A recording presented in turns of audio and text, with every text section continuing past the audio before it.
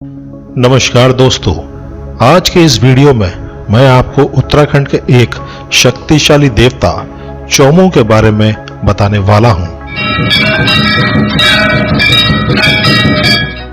चौमू देवता का मूल स्थान चंपावत जनपद में गुम देश स्थित चमल देव में है, किंतु चंपावत के अतिरिक्त पिथौरागढ़ में वुड्डा के निकट चौपाता तथा अल्मोड़ा की रयूनी तथा द्वारसो पट्टियों और उनके निकटवर्ती इलाकों में भी इनका प्रभाव है। इनके चार मुंह होने के कारण इन्हें चौमू भी कहा जाता है।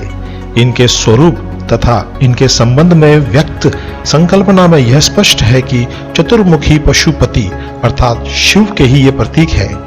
वैसे इनकी तुलना वैदिक देवता पूषण से भी की जाती है, जिसे रास्ता भूल जाने वालों का मार्गदर्शक माना जाता है। इनके रथ को बकरों द्वारा खींचा जाता है और यह चारागाह में जाने वाले पशुओं के रक्षक हैं। इसलिए रास्ता भूल गई गायों को बटोर कर सकुशल गोठ में ले जाने के लिए उनकी स्तुति की जाती है। अल्मोड़ा जनपद में मूलतः इनकी स्थापना रयूनी तथा द्वारसो पट्टियों की सीमा पर की गई है और एक मंदिर यहाँ पर स्थापित किया गया है। इनकी स्थापना के संबंध में एक जनश्रुति प्रचलित है, जिसके अनुसार लगभग 500 वर्ष पूर्व एक व्यक्ति जिसका नाम रणवीर सिंह राणा था, अपनी पगड़ी में नर्मदेश्वर का एक स्फटिक शिवलिंग लेकर चंपावत से अपने गांव जा रहा था, जो कि रानीखेत के समीप ही था। घारी घाट अर्थात रयूनी के निकट वह शिवलिंग पगड़ी समेत नीचे गिर पड़ा। उसने उसे उठाकर पुनः सिर पर रखने का प्रयत्न किया, पर वह उसे उस स्थान से हिला भी नहीं सका। तब उसने आसपास से कुछ लोगों को बुलाकर इस निश्चय के साथ उसे एक बांज वृक्ष की जड़ में रखवा दिया कि अगले दिन आकर वह वहीं पर उसकी स्थापना कर देगा। किंतु इसके निमित्त जब वह अगले दिन वहां पहुंचा तो उसके आश्चर्य का ठिकाना नहीं रहा, जब उसने देखा कि रात में ही वह शिवलिंग वहां से उठकर रेवनी तथा द्वारसों की सीमा पर एक छोटी सी पहाड़ी पर स्थित एक अन्य बांज वृक्ष की जड़ में स्थानांतरित हो गया था।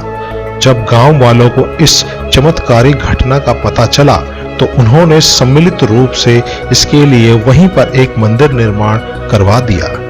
चैत्र तथा अश्विन के नवरात्रों में यहाँ पर विशेष पूजाओं का आयोजन होता है, जिसमें चतुर्मुखी शिवलिंग के ऊपर दूध का अभिषेक किया जाता है तथा सैकड़ों दीप जलाए जाते हैं। साथ ही बकरी की भी बलि दी जाती है। बलि किए गए पशु का सिर इन दोनों गांवों में बांटे जाने का रिवाज है। वांछित कामनाओं के पूरा होने पर लोग यहाँ घंटियां भी चढ़ाते हैं। चितई और घोड़ा खाल के ग्वल देवता के मंदिरों के समान यहाँ भी अनगिनत घंटियां देखी जा सकती हैं। परंपरागत रूप से द्वारसो तथा रेवनी से नई गाय खरीदने पर खरीदार के लिए अपने गांव में इनकी पूजा करना आवश्यक माना जाता है। वहां के लोगों की भी ये मान्यता है कि जब तक इस पर गाय का दूध चढ़ता रहेगा, उसकी निरंतर वंशावृद्धि होती रहेगी। यह भी माना जाता है कि जो लोग ऐसा नहीं करते, उनके दूध पर ना तो मलाई जमती है, ना ही दही जमता है। यह भी विश्वास किया जाता है कि नव प्रसूता गाय का अशौचल काल अर्थात 10 दिन का तथा सायंकाल का बासी या मिलावट वाला दूध चढ़ाने से पशु हानि होती है। पशुओं के खो जाने पर इनकी मनौती मानने से वे अपने आप घर आ जाते हैं। पहले जब ये पशु चारक लोग शीतकाल में भाबर के निचले क्षेत्रों में जाया करते थे तो गायों के खूंटों को चौमू का प्रतिनिधि मानकर उनकी पूजा किया करते थे, अन्यथा पशु हानि होने की संभावना रहती थी। जो गाय चौमू को चढ़ाई गई होती है उसका दूध शाम को नहीं पिया जाता है। इसके बारे में यह भी प्रसिद्ध है कि एक बार इनका नाम सुनकर अल्मोड़ा के चंदवंशी राजा रतनचंद इनके दर्शनों को जाना चाहते थे, पर यात्रा के लिए शुभ मुहूर्त न मिलने से नहीं जा सके। तब चौमू ने स्वप्न में आकर राजा से कहा, मैं यहाँ का राजा हूँ, तू नहीं, तू क्या मेरी पूजा करेगा? कहते हैं राजा फिर नहीं गए। रेवनी तथा द्वारसों के अलावा चौमू चंपावत जनपद की गुमदेश पट्टी, सोर की सोन पट्टी तथा काली के उस पार से पश्चिम नेपाल के इलाके का भी एक बहुमान्य देवता है।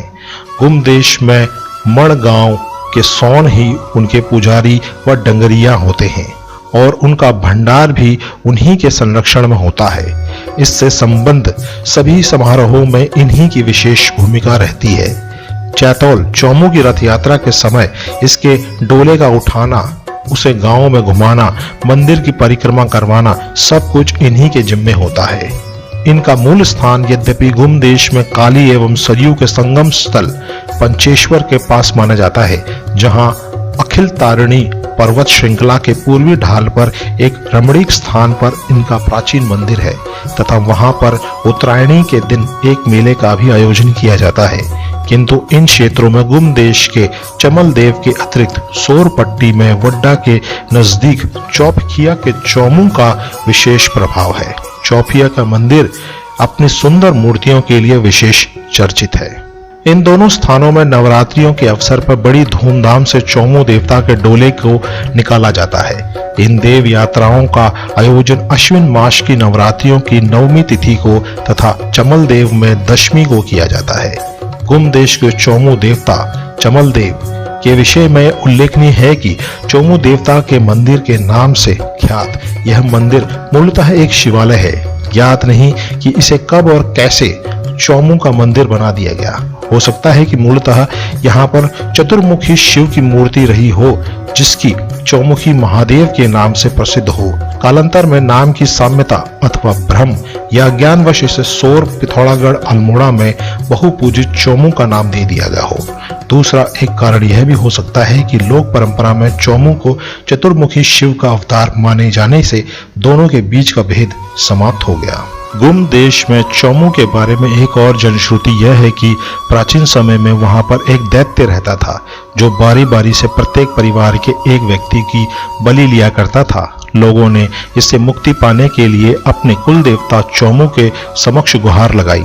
चौमू देवता ने अपने 2 गणों को वहां भेजा, किंतु शक्तिशाली दैत्य ने एक की तो जीभ काट डाली, जिसे वह लाटा अर्थात गूंगा कहलाया जाने लगा, तथा दूसरे का पैर तोड़ दिया। अंत गोतवा उसके अत्याचारों से तंग आकर चौमू देवता के अनुरोध पर देवताओं ने उसे मारकर चमल देव के प्रांगण में गाड़ दिया।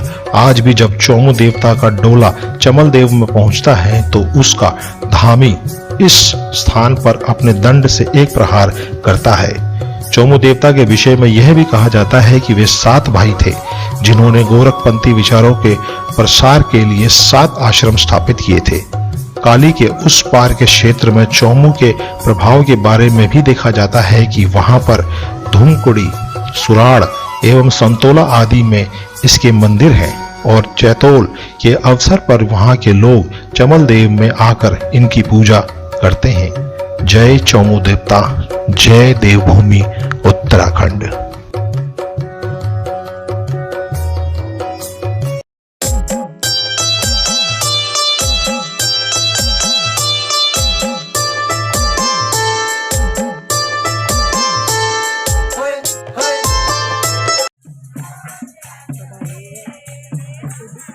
वीडियो में आ जाएगी, मुझे कभी कभी गलती बताती है।